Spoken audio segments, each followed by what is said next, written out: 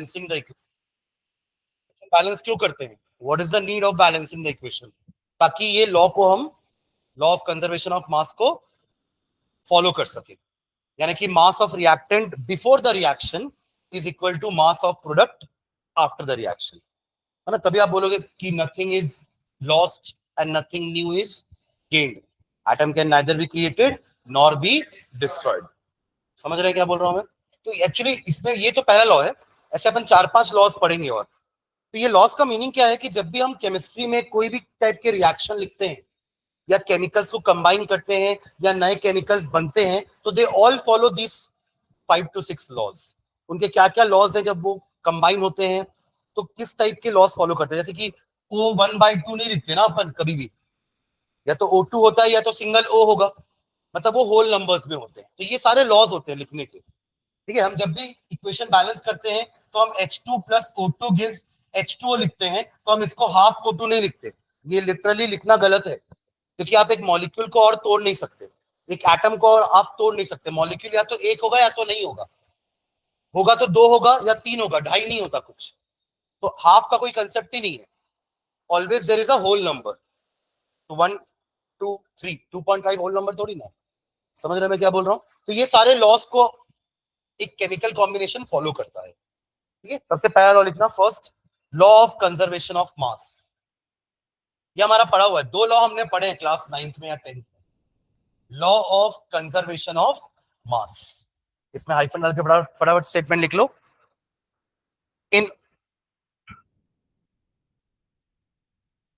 in all chemical changes in all chemical changes in all chemical changes the total mass of reactants the total mass of reactants is equal to that of the products, is equal to that of the products. In all chemical changes the total mass of the reactant is equal to that of the products. और एक और तरीके से अपन statement लिख सकते हैं इसका, और matter can neither be created nor destroyed. और करके एक और स्टेटमेंट लिखेंगे, matter can neither be created nor be destroyed, matter can neither be created nor be destroyed, ठीक है? और इसका एप्लीकेशन हमारा बैलेंस केमिकल इक्वेशन है, ठीक है? सेकेंड लॉ लिखेंगे, सेकेंड लॉ लिखेंगे, लॉ ऑफ कांस्टेंट कॉम्पोजिशन। ये भी हम 9th क्लास में पढ़ते थे। Law of constant composition, law of constant composition, या इसको अपन डेफिनिट प्रोपोर्शन भी बोलते हैं, तो ब्रैकेट में लिख लो डेफिनिट प्रोपोर्शन। एक ही मीनिंग है, आप डेफिनिट प्रोपोर्शन वर्ड भी यूज कर सकते हो in place of constant composition की जगह हम डेफिनिट प्रोपोर्शन वर्ड भी यूज कर सकते हैं, ठीक है? इसका मीनिंग क्या हुआ देखना, कोई भी कंपाउंड अगर आप लेते हैं, let's say water, it is brought from any source, आपके घर का पानी, मेरे घर का पानी, है ना, किसी भी के घर का पानी या किसी भी सोर्स का पानी, lake water, pond water, river water, सभी वाटर में H और O एलिमेंट का जो कॉम्बिनेशन है, कॉम्पोजिशन है, वो हमेशा कांस्टेंट है। ऐसा नहीं है कि आपके पानी में हाइड्रोजन 3 है एक मॉलिक्यूल में, मेरे में 2 है, ऐसा नहीं होता ना, या आपके में ऑक्सीजन 2 है, मेरे में ऑक्सीजन 1 है, ऐसा नहीं होगा। सबका पानी का जो कॉम्पोजिशन है वो सेम रहेगा, सबका पानी H2O ही रहेगा, यानी कि 2 atoms of hydrogen is combined with 1 atom of oxygen. या अगर मैं मास का रेशियो देखूं तो 2 ग्राम अपॉन 16 ग्राम, यानी कि 1:8 का रेशियो हमेशा फिक्स रहेगा, यानी कि every 1 gram of hydrogen needs 8 gram of oxygen to form 9 gram of water. समझे मैं क्या बोला लाइन पूरी? तो ये रेशियो हमेशा फिक्स होगा। Same goes with every compound, carbon dioxide मेरा छोड़ा हुआ कार्बन डाइऑक्साइड और आपका जो एक्सेल किया हुआ कार्बन डाइऑक्साइड सेम है, उनका जो मास का रेशियो आएगा, उनके एटम्स का जो मास का रेशियो आएगा, that is always fixed, definite proportion, constant composition. समझ में आ रहा है दोनों वर्ड्स? इनका मास का रेशियो या प्रपोर्शन हमेशा सेम रहेगा, उनका कॉम्पोजिशन एटम के टर्म्स में हमेशा सेम रहेगा। एक कार्बन डाइऑक्साइड में एक कार्बन और दो ऑक्सीजन ही होंगे। किसी भी सोर्स से ले आओ, कहीं से भी ले आओ वो कार्बन डाइऑक्साइड को, किसी भी तरीके से बनाओ। समझ रहे मैं क्या बोल रहा हूं? ये है आपका लॉ ऑफ कांस्टेंट कॉम्पोजिशन या डेफिनेट प्रपोर्शन। ठीक है, हाइफन डाल के लिखो। This law states that, statement लिखते हैं पहले फिर एग्जांपल लिख लेंगे। This law states that, this law states that a chemical compound is always found to be a chemical compound, a chemical compound is always found to be, is always found to be made up of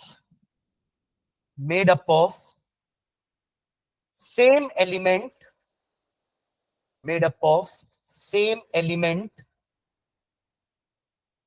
combined in the combined in the same fixed proportion, combined in the same fixed proportion by mass, combined in the same fixed proportion by mass। ठीक है, example लिखते हैं नीचे। water obtained from any source, water obtained from any source, water made, sorry, obtained from any source will always be made up of, will always be made up of, will always be made up of only hydrogen and oxygen, only hydrogen and oxygen,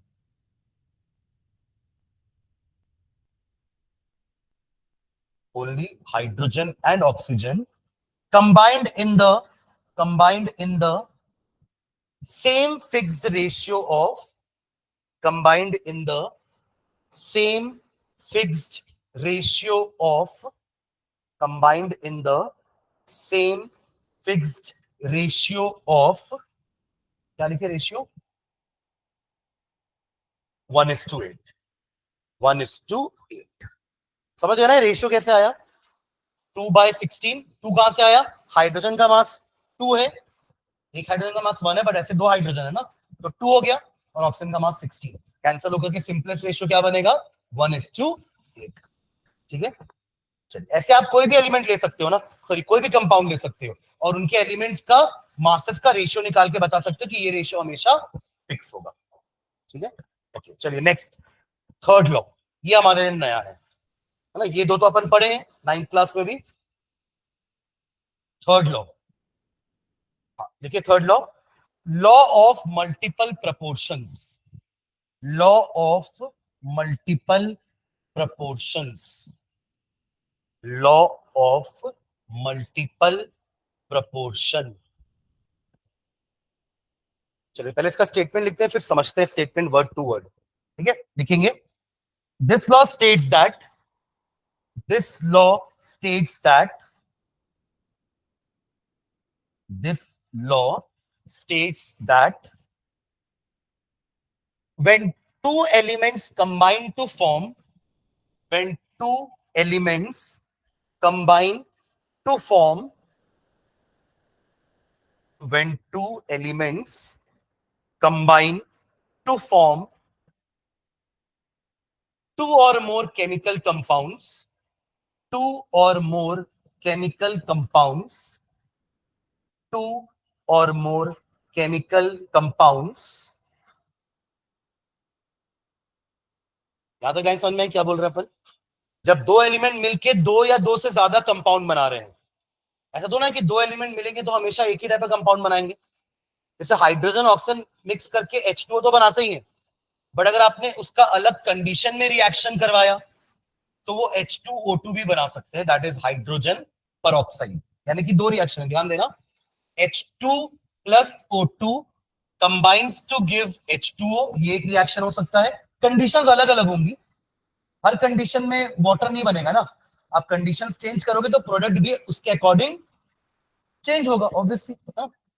H2 plus O2 gives H2O2, तो पता है water होता है, और इसको हम कहते हैं हाइड्रोजन परऑक्साइड। ये एक आपका और आयन होता है। अभी तक अपन सिर्फ ऑक्साइड आयन पढ़ते थे ना, O2 नेगेटिव, इसको ऑक्साइड आयन बोलते हैं। परऑक्साइड आयन होता है O2 2 नेगेटिव, इसको कहते हैं अपन परऑक्साइड आयन। समझ रहे हैं क्या? हाँ, ठीक है, तो यही बनाएगा H2O2। देखो देखो ये H2O कैसे बनाता है, H पॉजिटिव के साथ क्रिस क्रॉस करेंगे तो मिलेगा आपको H2O, और H2O2 के साथ अगर आप क्रिस क्रॉस करेंगे तो आपको मिलेगा, सॉरी, O2 नेगेटिव के साथ करेंगे तो आपको क्या मिलेगा, H2O2। ऐसे बनाता है ना फॉर्मूला, इसका जो चार्ज है वो इसके राइट हैंड साइड में आएगा और इसका चार्ज इसके राइट हैंड साइड में जाएगा, तो 1 इधर गया 2 इधर आया, तो बन गया ना H2O2, और यहां से क्या बना, H2। समझ में आ रहा है? तो ऐसा नहीं है कि दो एलिमेंट कंबाइन करेंगे तो हमेशा एक ही टाइप का कंपाउंड बनाएंगे, दे कैन फॉर्म 2 और मोर कंपाउंड्स। जैसे नाइट्रोजन की बात कर लो, नाइट्रोजन का ऑक्साइड NO भी होता है, इसको अपन नाइट्रिक ऑक्साइड बोलते हैं। NO2 भी होता है, नाइट्रोजन डाइऑक्साइड बोलते हैं। एक N2O भी होता है जिसको अपन नाइट्रस ऑक्साइड बोलते हैं, लाफिंग गैस। एक N2O5 भी होता है, नाइट्रोजन पेंटॉक्साइड। तो नाइट्रोजन ऑक्सीजन को अलग अलग रेशियो, अलग अलग कंडीशन में मिलाया जाए तो they can form multiple oxides. समझ रहे हैं क्या? तो वही अभी अपन ने लिखा है, ये लाइन समझ में आई सबको, कि टू और when two or more elements combine to form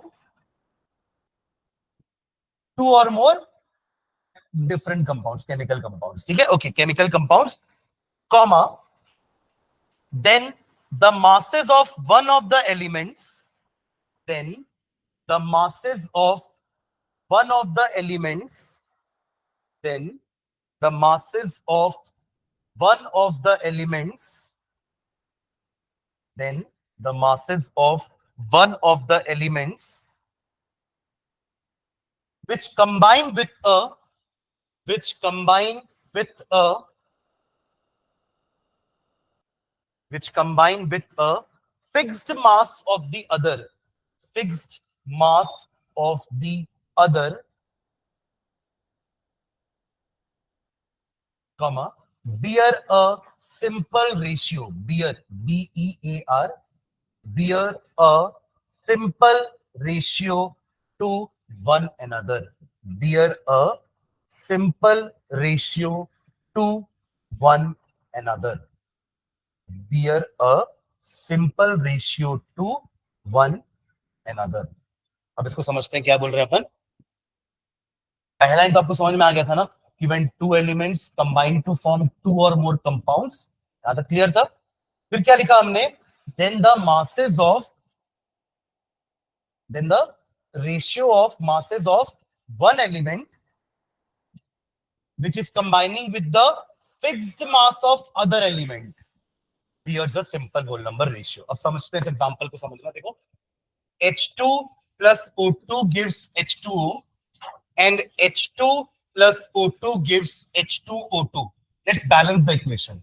balance करें इक्वेशन को, तो यहां पर आपका 2 आ जाएगा और यहां पे 2 आ जाएगा, बैलेंस इक्वेशन, और नीचे वाला तो बैलेंस, ठीक है। मासेस लिखते हैं सबके, ये कितना मास हो जाएगा इसका, 4 ग्राम, इसका 32, राइट, ऐड करके 36 आ जाएगा, और इसको आप ऐड करोगे तो आएगा 36, क्योंकि एक पानी का 18 होता है, 18 इंटू 2 36। ज्यादा क्लियर है? सेम काम इसके लिए भी कर देते हैं, 2 ग्राम 32 ग्राम एंड ये कितना हो जाएगा, 34 ग्राम। मासेस लिख लिए। अब क्या बोला है, when two elements combine to form two compounds, then the ratio of masses of ratio of one element which combines with the fixed mass of other elements bears a simple whole number ratio. कहां से आया 2:1? हमने एक के मास को fix किया, नहीं होता तो हम फिक्स करते. इस क्वेश्चन में लकीली 32 फिक्स था.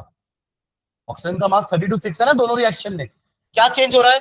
हाइड्रोजन का मास 4 ग्राम 2 ग्राम. तो इनका रेशियो लेंगे.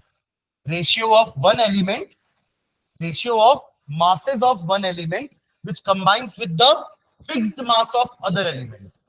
वो रेशियो क्या होता है? एक सिंपल होल नंबर रेशियो होता है. मतलब यहाँ पे 2.5:1 नहीं आएगा या 2:1.5 नहीं आएगा. हमेशा वो किस फॉर्म में रहेगा? होल नंबर के फॉर्म में रहेगा. Simple whole number ratio. समझ रहे हैं क्या? एग्जाम्पल लिखते हैं. चलो एग्जाम्पल. हाँ, डेफिनेट प्रोपोर्शन में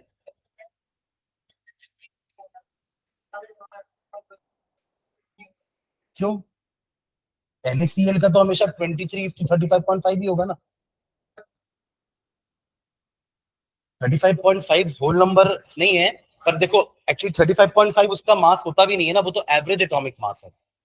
अगर क्लोरीन की बात करें तो क्लोरीन के अपन पढ़ते थे दो आइसोटॉप्स होते हैं, एक 35 वाला और दूसरा 37 वाला. तो जो हम 35.5 लिखते हैं ना, वो उसका एक्चुअली मास थोड़ी ना है, वो तो उसका एवरेज मास है. एक्चुअली में तो उनका रेशियो 35 ही लोगे ना, 35 मास लोगे अगर आप एक क्लोरीन एटम की बात कर रहे हो तो. ठीक है. हाँ, but upon atomic molecular mass calculate करते हैं, हमें उस 0.5 को इग्नोर नहीं कर सकते, इसलिए उस समय अपन कंसिडर करते हैं. ठीक है. अगर आप रेशियो निकालोगे तो आप भले उस 0.5 को हटा सकते हो, तो रेशियो 23/35 हो जाएगा. ठीक है. चलिए, हाँ एग्जाम्पल लिख रहे थे ना, तो ये दोनों रिएक्शन लिख लो. सेम ये पूरे मासेस भी लिख लो यहां तक, फिर मैं आप लोग को एक दो लाइन लिखवा देता हूं उसके लिए.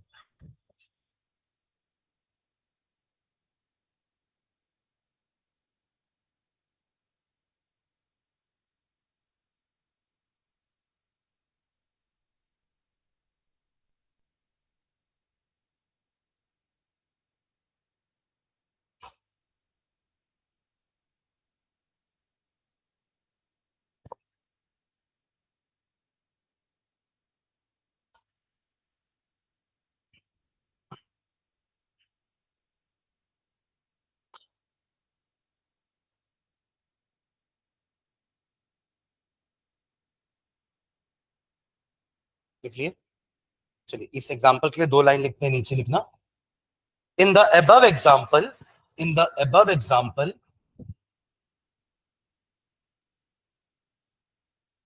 in the above example, ratio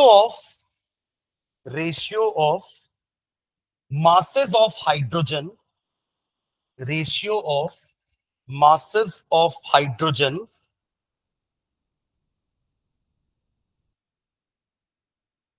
which combines with a fixed mass of, which combines with a fixed mass of, which combines with a fixed mass of oxygen,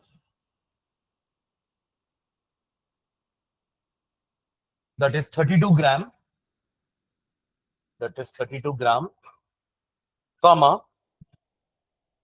bears a simple whole number ratio, bears a simple whole number ratio, bears a simple whole number ratio, that is 2:1, 4/2, that is 2:1. आप इसको 1:2 भी लिख सकते हो, है ना. H2 नीचे वाले का ऊपर वाले का रेशियो 1:2 का है, ऊपर वाले का नीचे वाले का 2:1 का है. ठीक है. 2:1 या 1:2, दोनों जो रेशियो अपन लिखे वो होल नंबर है और सिंपलेस्ट है. ठीक है. एक एग्जांपल और नाइट्रोजन वाला देखते हैं. ठीक है. चलो एक और एग्जांपल लिखना, एग्जांपल नंबर 2. नाइट्रोजन के 5 ऑक्साइड्स यहां पे लिख रहा हूं. N2O, NO, N2O3, N2O4 and N2O5. ठीक है. सबके पहले मासेस लिखते हैं. यहां पर मैं रिएक्शन नहीं लिख रहा हूं, सीधा ऐसे ही प्रोडक्ट की बात करते हैं अपन. तो नाइट्रोजन का मास यहां लिखता हूं एंड ऑक्सीजन का मास यहां पर, ठीक है। इसमें कितना नाइट्रोजन है? 2 नाइट्रोजन है ना, तो 28 ग्राम लिख दूं, और एक ऑक्सीजन है तो 16, ऐसी बाकी भरेंगे। चलिए करते हैं इसको भी। 14, 16, 28, 48, 28, 64 है ना, एंड 28, 80।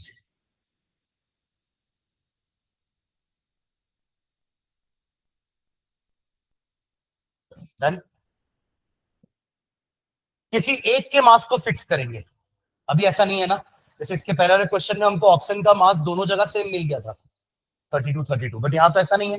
तो किसी एक के मास को फिक्स करना पड़ेगा। किसके मास को फिक्स करना ज्यादा आसान है? नाइट्रोजन की, क्योंकि 5 में से 4 जगह तो नाइट्रोजन 28 ग्राम है, बस एक ही जगह 14 है ना, है ना। तो नाइट्रोजन के मास को 28 में फिक्स करते हैं। उसके लिए क्या करना पड़ेगा? इसको 2 से मल्टीप्लाई करेंगे तो इसको भी मल्टीप्लाई करना पड़ेगा, क्योंकि अकेला N2 थोड़ा, फिर तो ये हो जाएगा N2 हो जाएगा, समझ रहे हैं। अगर आप 2N2 लिखते हो तो ये 2 दोनों के लिए होता है ना, तो यहां अगर आप 2 मल्टीप्लाई करें तो इसमें भी 2 मल्टीप्लाई होगा। तो अपन नाइट्रोजन के मास को क्या कर रहे हैं? फिक्स करके 28 कर रहे हैं। तो इसको अगर मैं अब यहां मत लिखना, इसको अगर मैं 28 करता हूं तो ये कितना हो जाएगा? 32। अब the ratio of masses of oxygen which combines with the fixed mass of nitrogen bears a simple whole number ratio. कैसे? 16 is to 32 is to 48 is to 64 is to 80, which is nothing but 1 is to 2 is to 3 is to 4 is to 5। ये किसके मास का ratio है? Oxygen के। कब का? जब अपन ने नाइट्रोजन के मास को फिक्स कर दिया। किसमें फिक्स किया? 28 में फिक्स कर दिया। Am I clear? क्या आप लोग टेबल बना लिए क्या पहले? टेबल बना के अब नीचे लिखेंगे। नीचे लिखना टेबल बनाने के बाद, fixing the mass, fixing the mass of nitrogen, fixing the mass of nitrogen, fixing the mass of nitrogen to 28 to 28 to 28, the masses of oxygen, the masses of oxygen in these 5 oxides, the masses of oxygen in these 5 oxides are 16, 32, common डाल के लिखते जाना, 48, 64 and 80, which bears a simple ratio of, which bears a simple ratio of, देखो इस ratio को simple मत बोल देना है ना, जब तक वो कैंसल हो रहा है, इट इज डिवाइडिंग, तब तक उसको सिंपल नहीं बोलेंगे। हमने उस समय भी किया था ना, एम्पेरिकल फॉर्मूले में सिंपल रेशियो में कन्वर्ट करते थे, फिर उसको होल नंबर में कन्वर्ट करते थे अगर वो होल नंबर नहीं होता था तो, ठीक है। तो ये this is not a simple ratio, उसका सिंपल रेशियो ये है ना, 2/4 is not a simple fraction, 1/2 is a simple fraction, ठीक है। हाँ, ठीक है, लिखिए, which bears a simple ratio of 1:2:3:4:5, 1:2:3:4:5, clear है? This is law of multiple proportion.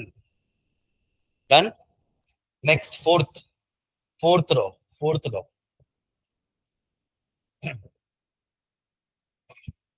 चलो ये थोड़ा और इंटरेस्टिंग है, लिखना, law of reciprocal proportions, law of reciprocal proportions, law of reciprocal proportions।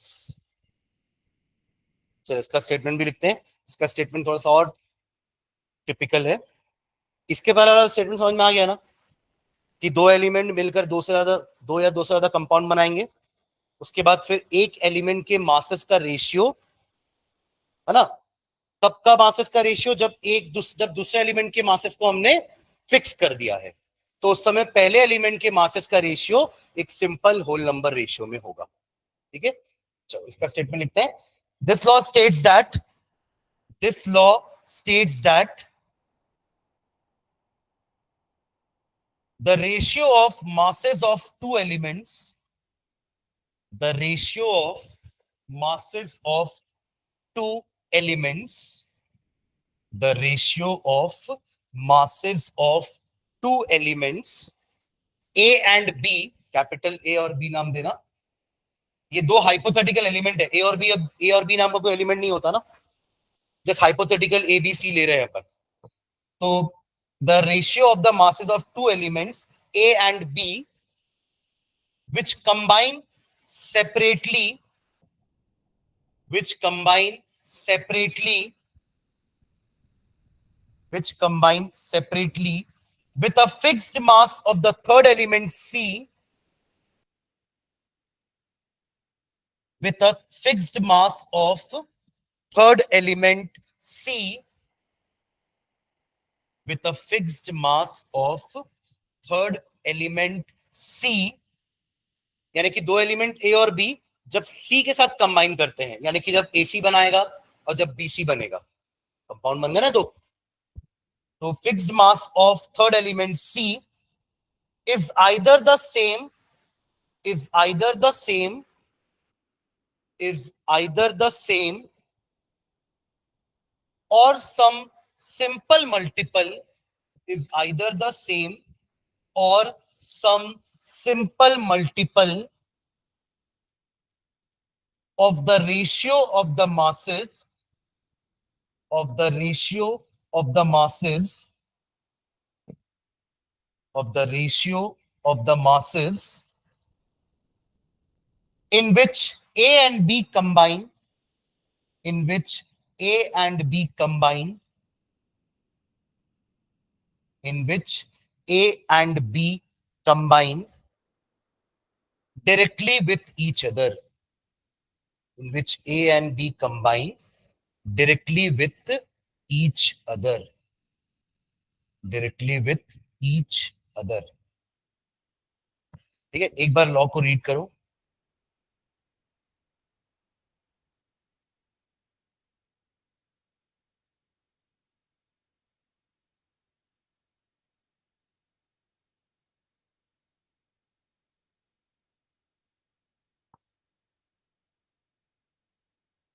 समझ गए? समझ गए? समझा दो भाई.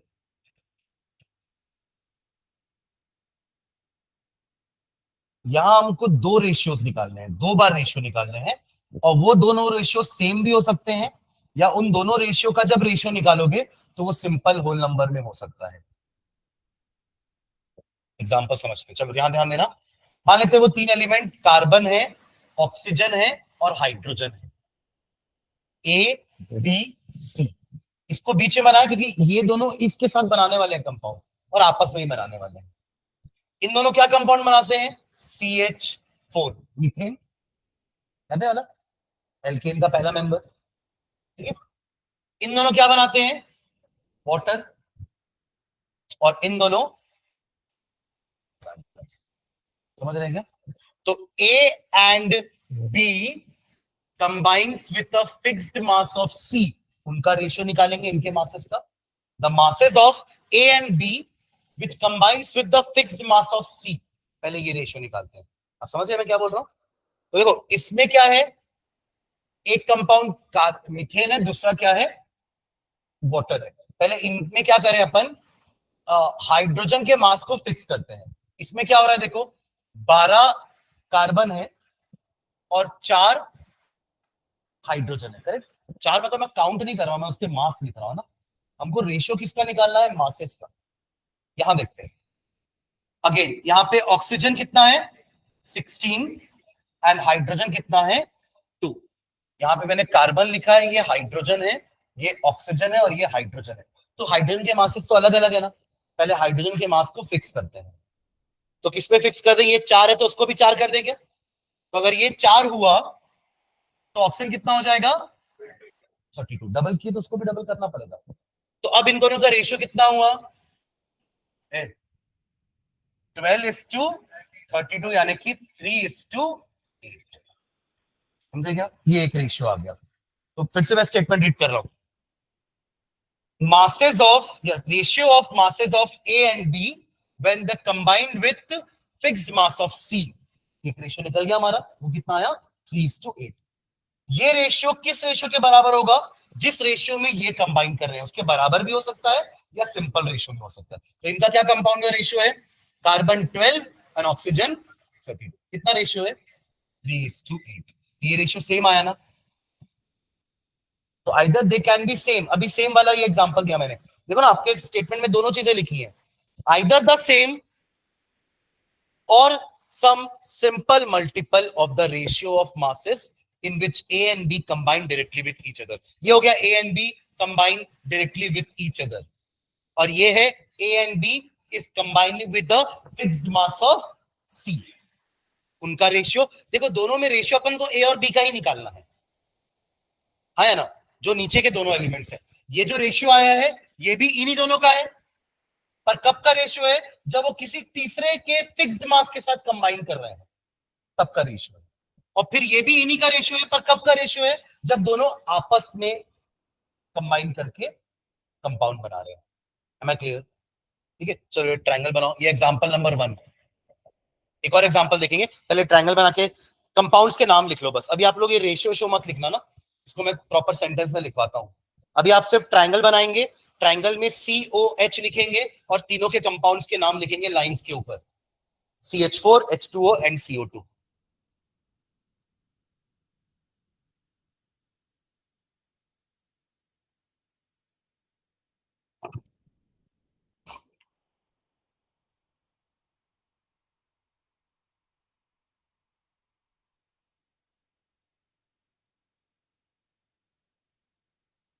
ठीक है, तो इस एग्जांपल में C एंड O H के साथ कंबाइन करके मीथेन और वाटर बना रहे हैं और आपस में दोनों कार्बन डाइऑक्साइड बना रहे हैं, ये हमारा एग्जांपल है। ठीक है, अब नीचे लिखेंगे इन CH4 in CH4 in CH4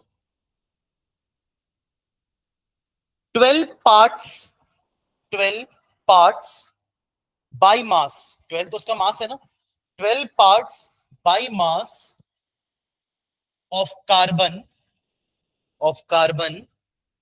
combines with 4 parts by mass of hydrogen। समझ के लिखना क्या लिख रहे हो, 12 parts by mass of carbon combines with 4 parts by mass of hydrogen। ये हो रहा है मीथेन में। सेम लाइन आप लोग वाटर के लिए लिखोगे क्या, लिखो जल्दी, इन H2O, अब लिखो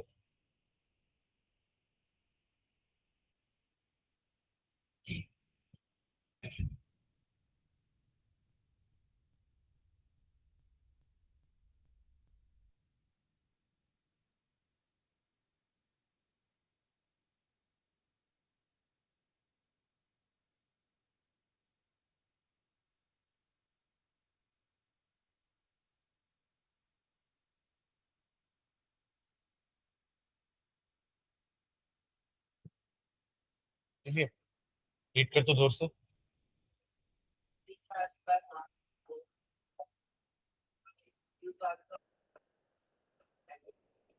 टू पार्ट्स ऑफ, हाँ 2 parts by mass of hydrogen। ठीक है, इन H2O 2 parts by mass of hydrogen combines with 16 parts by mass of oxygen। ठीक है, अब यहां तो ऑक्सीजन फिक्स नहीं है ना, एक जगह ऑक्सीजन 32 है, सॉरी एक जगह हाइड्रोजन, सॉरी हाइड्रोजन फिक्स नहीं है, एक जगह हाइड्रोजन 4 है और दूसरी जगह हाइड्रोजन 2 है, तो उसको फिक्स करते हैं। तो इसी में फुल स्टॉप डाल के नीचे लाइन में लिखना, thus the masses of C and O, thus the masses of C and O, thus the masses of C and O which combine with fixed mass of hydrogen, which combines with fixed mass of hydrogen, hydrogen के fix mass को क्या fix कर दे, 4 fix कर देते हैं, है ना, fixed mass of hydrogen, bracket में लिखना से 4 पार्ट्स, दोनों के लिए, एक के लिए तो 4 है ही, दूसरे के लिए 4 करने के लिए मल्टीप्लाई करना पड़ेगा 2 से। 4 पार्ट्स में फिक्स कर रहे हैं अपन हाइड्रोजन के मास को, आप चाहो तो 2 पार्ट्स में भी फिक्स कर सकते हो, जरूरी नहीं है ना कि आपने उसको 4 से इसको फिक्स कर दिया 4 को ना, आप ये 2 है ना तो आप उसको 2 कर सकते हो, बट उसके लिए आपको क्या करना पड़ेगा, कार्बन को 6 करना पड़ेगा। हाफ करोगे है ना, अगर आपने H को 4 से हाफ करके 2 किया तो आप कार्बन को भी 12 से हाफ करके 6 करोगे। जैसे अपन यहां कर रहे हैं 2 को डबल करके 4 किए तो आपने 16 को डबल करके भी 32 किया। समझ में आ रहा क्या बोल रहा हूं मैं? दोनों सेम, दोनों केस में सेम चीजें होंगी। वहां भी देखो 6:16 आएगा, विच इज 3:8, चीज वही है। ठीक है, ओके। तो say 4 parts bracket close are 12 and 32। क्या रेशियो इनका दोनों का? 12 and 32, क्योंकि अपन ने ऊपर मासेस ऑफ सी पहले लिखा है ना, तो सी का मास कितना है 12, ओ का मास कितना है 32। ठीक है, 12 and 32, that is 3:8, that is 3:8। ये तो बात हो गई सी के साथ। अब ए और बी का आपस में देख लेते हैं, एक पैराग्राफ उसके लिए लिखेंगे। इन CO2, जल्दी लिखो CO2 के लिए, जैसे आपने H2O और ऊपर CH4 के लिए लिखा, जल्दी। इन CO2,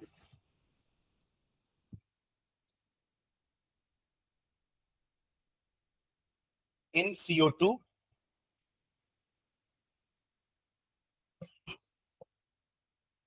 ठीक है, 12 parts by mass of C या carbon combines with 32 parts by mass of oxygen।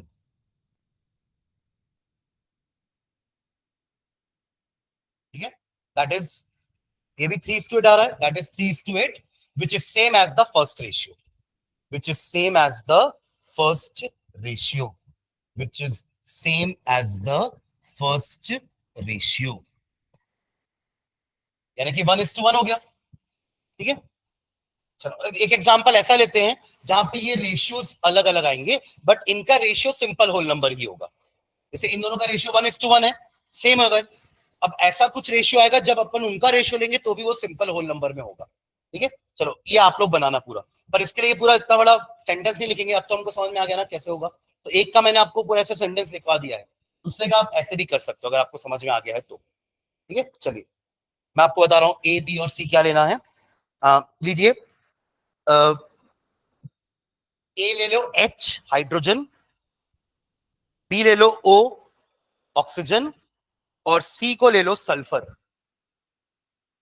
सी को ले लो सल्फर। ठीक है, एरो में नाम लिखते हैं कंपाउंड्स के, इनके लिए इसमें क्या लिख लो, H और O के बीच में H2O, H2O लिख लो। ठीक है, फिर H और S के बीच में H2S लिख लो, हाइड्रोजन सल्फाइड, हाइड्रोजन सल्फाइड। और क्या बच गया, S एंड O, SO4 तो आयन होता है, SO2 sulphur dioxide, sulphur dioxide. चलो पहले अलग अलग रेशियो निकालो, सी के साथ कंबाइन वाला, और फिर आपस वाला रेशियो निकालो। देखो इसमें क्या आ रहा है दोनों का रेशियो।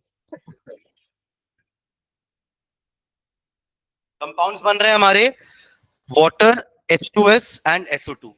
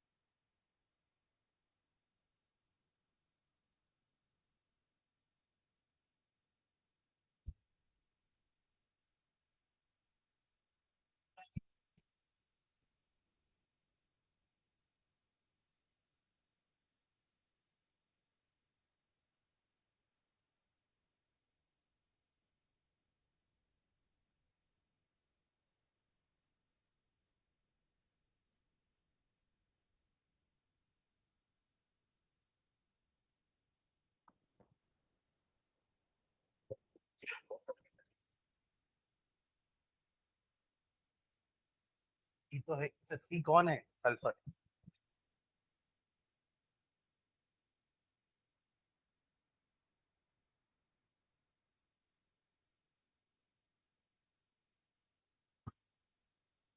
1:2 इसका बता दो अभी आप मुझे। इसमें आप एस के मास को फिक्स किए और एच और ओ का रेशियो बता रहे हो, वो कितना आ रहा है? 1:8? नहीं नहीं, चेक करो फिर से। 1:16 आएगा।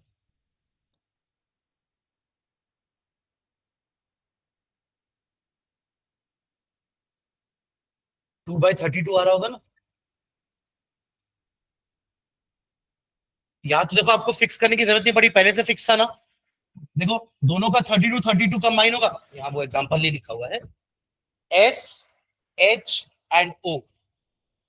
H2S में भी सल्फर का मास 32 है, H का मास 2। SO2 में भी सल्फर का मास 32 है और O का मास 32। इसको तो फिक्स करने की जरूरत नहीं, पहले से फिक्स है। तो 2:32 हुआ ना H by O का ratio, which is 1:16। What about आपस में क्या बना रहे हैं? आपस में तो पानी, पानी का रेशियो तो आप पहले लिख चुके हो, 1:8। अब देखो ये रेशियो फिक्स नहीं हुआ ना, मतलब सेम नहीं है ना। बट दोनों का रेशियो निकालोगे तो वो सेम होल नंबर होगा। डिवाइड कर दो दोनों को। 1/16/1/8, 1:2, which is again a simple whole number ratio। समझे क्या? है? चलो अगला, फिफ्थ। फिफ्थ हुआ, फोर्थ हुआ? फिफ्थ ना। हाँ, law of conservation of mass, law of constant composition, law of multiple proportion, law of reciprocal proportion, and next है Gay Lussac's law. Gay Lussac's law, GAY, Gay, then space देखिए Lussac, LUSSAC apostrophe S, LUSSAC apostrophe S। Gay Lussac's law of, Gay Lussac's law of gaseous volumes, Gay Lussac's law of gaseous volumes। ये law आपका law number 5 ना। इसके बाद एक law और पढ़ेंगे, ये दोनों गैस से रिलेटेड लॉज हैं, ठीक है। गैसियस वॉल्यूम, इसमें लिखेंगे हाइफन डाल के। It states that, it states that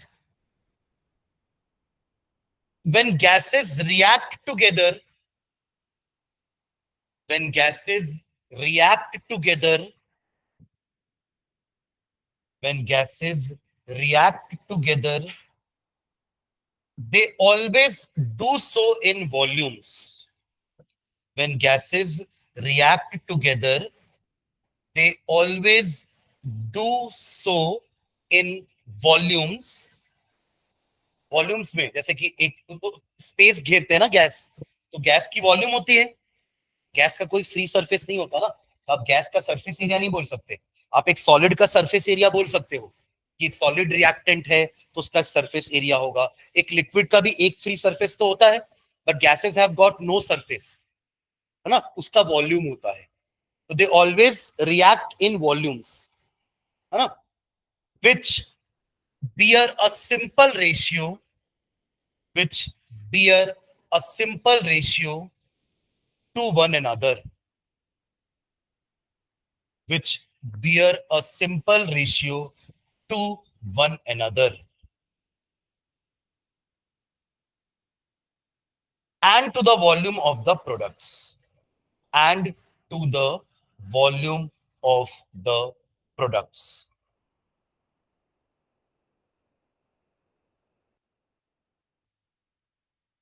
If क्या लिखे? And to the volume of the products, provided all measurements of volume, provided all measurements of volume, provide all measurements of volume are done under, are done under similar conditions of temperature and pressure, provided all measurements of volumes are done under similar conditions of temperature and pressure। देखो इसका क्या meaning है इस line का?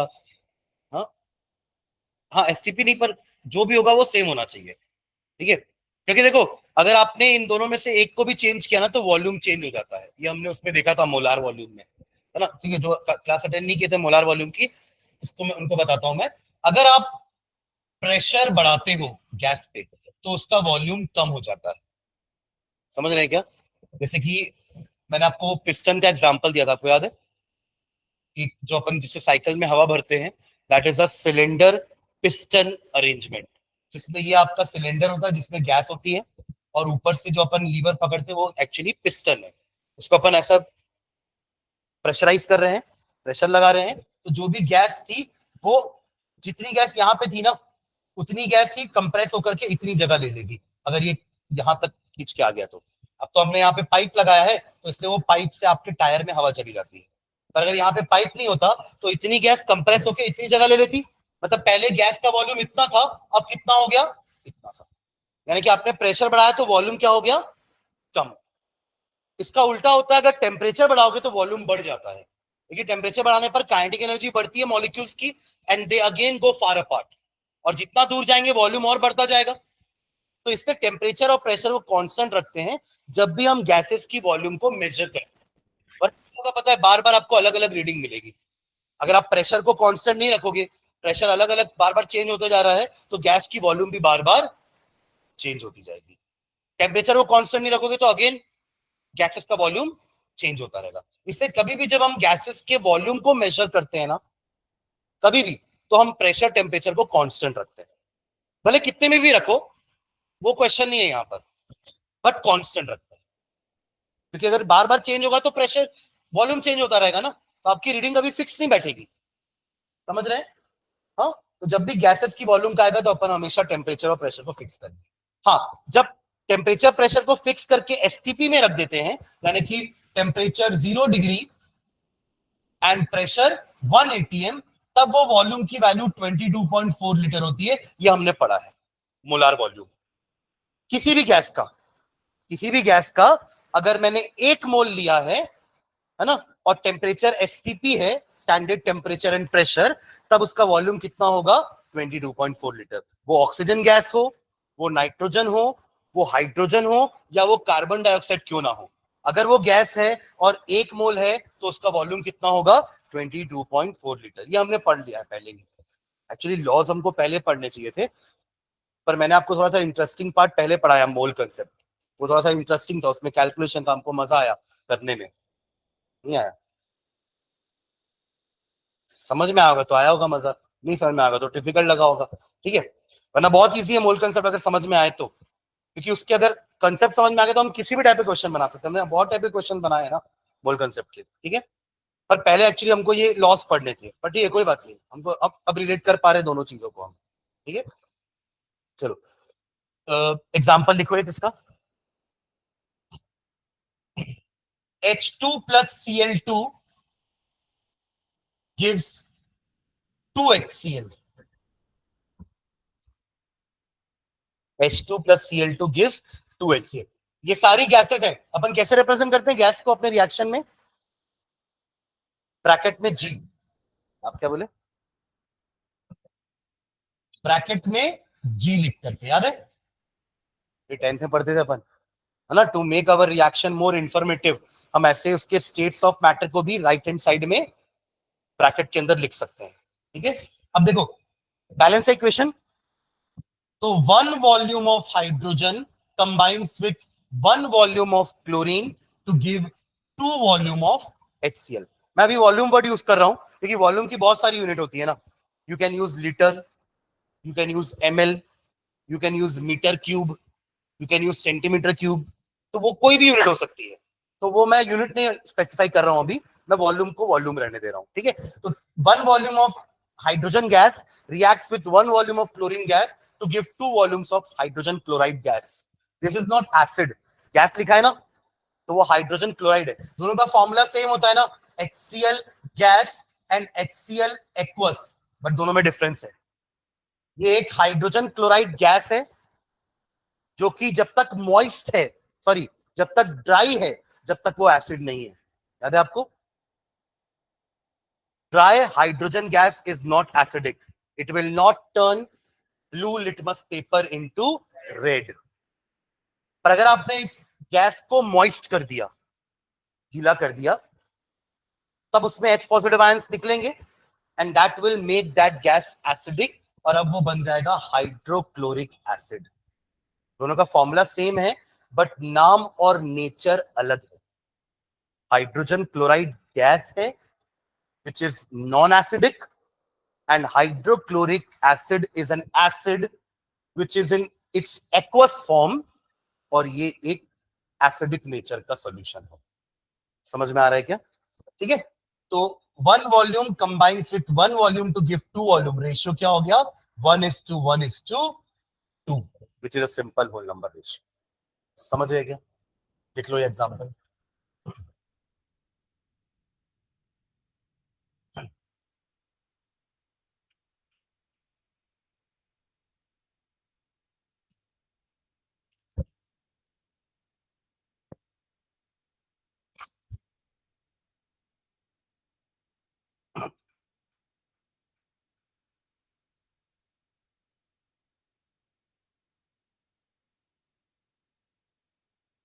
Done. तो ये 5 laws हमने आज देखे. एक लॉ और बचा है, उसका नाम आपने सुना है, एवोगाड्रोज लॉ. एवोगाड्रो का नाम हमने सुना था ना अभी मोल कंसेप्ट में. तो एवोगाड्रो ने पहले ये लॉ दिया, बाद में वो नंबर निकाला 6.022 इंटू 10⁻23. वो ये बोलते थे कि अगर आपने 4 गैस लिए, फॉर एग्जांपल आपने 4 गैस लिए या 3 गैस लिए, पर तीनों गैस का वॉल्यूम सेम है, 1 litre 1 litre 1 litre, 1 litre hydrogen, 1 litre oxygen, 1 litre nitrogen, तीनों का इक्वल वॉल्यूम लिया ना मैंने. अगेन वॉल्यूम को इक्वल रखने के लिए क्या करना पड़ेगा? स्टैंडर्ड जरूरी नहीं है बट कांस्टेंट रहना चाहिए टेम्परेचर एंड प्रेशर, तभी उनका वॉल्यूम कांस्टेंट रहेगा, वरना वॉल्यूम चेंज होता रहेगा. तो equal volume of all the gases contains equal number of molecules. ये है एवोगाड्रोस लॉ. उन्होंने बोला अगर आप हर गैस का वॉल्यूम सेम लोगे तो उनके अंदर उस गैस के मॉलिक्यूल्स भी सेम होंगे. मतलब अगर 1 लीटर ऑक्सीजन में 8 मॉलिक्यूल है तो 1 लीटर हाइड्रोजन में भी 8 मॉलिक्यूल होंगे, 1 लीटर कार्बन डाइऑक्साइड में भी 8 मॉलिक्यूल होंगे, 1 लीटर हाइड्रोजन में भी 8 मॉलिक्यूल होंगे उस गैस के. ये है एवोगाड्रोस लॉ. ठीक है. अब यही उन्होंने अगर एसटीपी में किया तो सबका वॉल्यूम कितना हो जाएगा? 1 मोल का 22.4 22.4 22.4. तो सब में मॉलिक्यूल्स कितने हो जाएंगे? 6.022 इंटू 10⁻23, 6.022 इंटू 10⁻23. मतलब उन्होंने 22.4 लीटर गैस ली तीनों को, तो सब में मॉलिक्यूल कितने आए होंगे? 6.022. देखिए वही तो हमारा 1 मोल की क्वांटिटी होती है ना. ठीक है. चलो वो नेक्स्ट क्लास में अपन एवोगाड्रोस में वापस आएंगे. ठीक है. चलिए, थैंक यू.